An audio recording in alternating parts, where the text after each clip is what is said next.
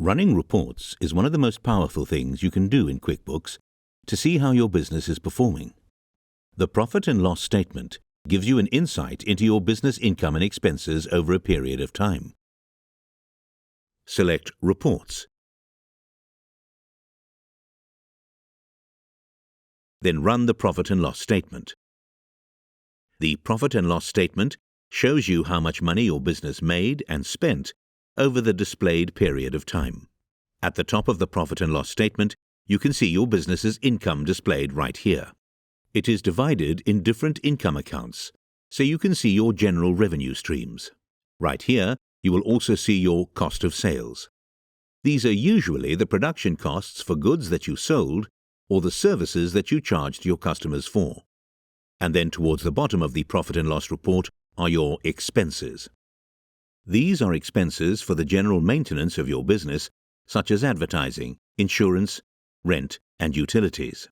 The profit and loss statement allows you to see your gross profit, which is nothing but your total income minus your cost of sales, and then minus your expenses from your gross profit to display your net earnings. This figure is your profit or loss over the selected period of time. You can customize your profit and loss statement to suit your needs by changing the report period, accounting method, filters, or any other fields that you see here. Once you've finished, select Run Report to generate a statement with your customized settings. Further, you can save the customizations you just made. Select Save Customization, enter a custom report name, update other fields as required, then select Save. Now you know how to customize your profit and loss statement. Now, let's take a look at the balance sheet, which displays more details regarding your business liabilities and equity. You can also see details of your business assets in there. The balance sheet can be accessed by going to Reports and then Balance Sheet.